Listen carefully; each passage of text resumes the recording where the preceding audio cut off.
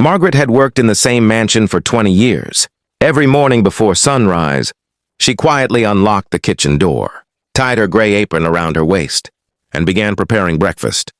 She knew exactly how Mr. Harrison liked his coffee, how Mrs. Harrison preferred fresh roses in the dining room, and which cookies little Ethan always searched for after school. To the wealthy Harrison family, she was simply the maid. But to Ethan, she had always been much more. When Ethan was 6 years old, he had fallen from his bicycle and scraped both knees. His parents were attending a charity gala and couldn't come home. Margaret cleaned his wounds, held his tiny hands while he cried, and stayed beside him until he finally smiled again. Years passed. Margaret never married. She never had children of her own. Her entire life revolved around taking care of the Harrison household.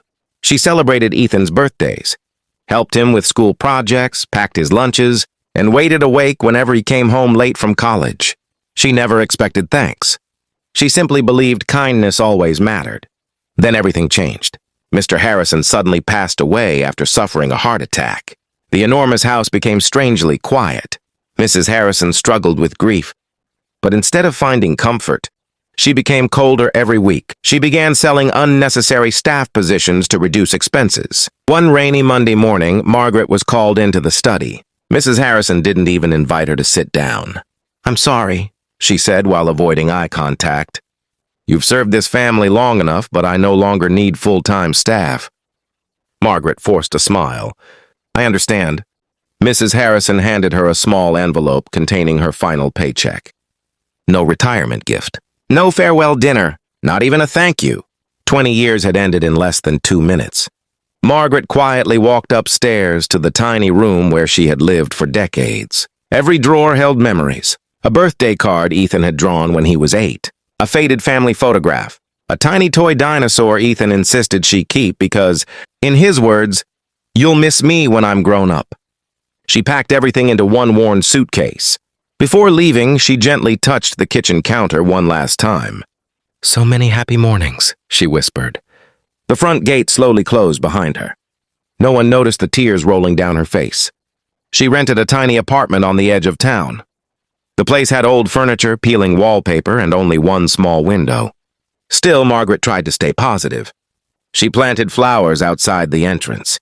She smiled at neighbors. She even volunteered twice a week at a local food pantry. But every evening, the silence reminded her that the only home she had ever known was gone. Meanwhile, Ethan had been working overseas for nearly 3 years. When he finally returned home, he expected to see Margaret waiting in the kitchen with her famous apple pie. Instead, another housekeeper answered the door. "Where's Margaret?" Ethan asked. The woman looked confused. "I think she was let go months ago." Ethan froze. He rushed into the living room. His mother calmly explained everything. "It was simply business." "Business?" Ethan repeated. "She raised me." His mother's voice remained cold. "She was an employee." Ethan stared at her in disbelief. "No," he answered softly. "She was family." Without another word, he grabbed his car keys and left. Finding Margaret wasn't easy. He visited old neighbors, asked former staff members, and searched through community centers. 3 days later, someone finally recognized her name. She volunteers at the food pantry every Wednesday. Ethan drove there immediately. He spotted her carrying heavy food boxes despite her aching back. Her hair had become whiter.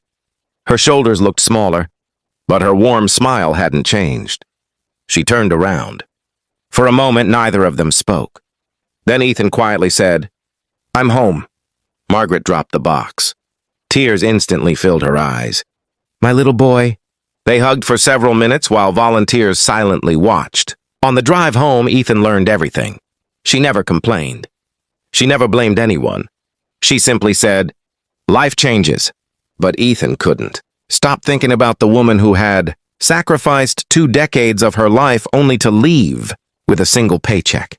That evening, he made several phone calls.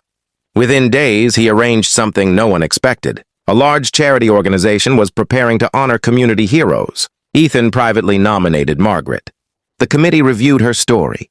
They interviewed neighbors. Teachers remembered how she secretly bought school supplies for struggling children.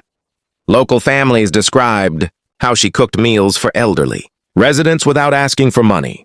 The committee unanimously selected her. Margaret believed she was attending an ordinary volunteer appreciation dinner. Instead, hundreds of guests stood and applauded as her name appeared across the giant screen.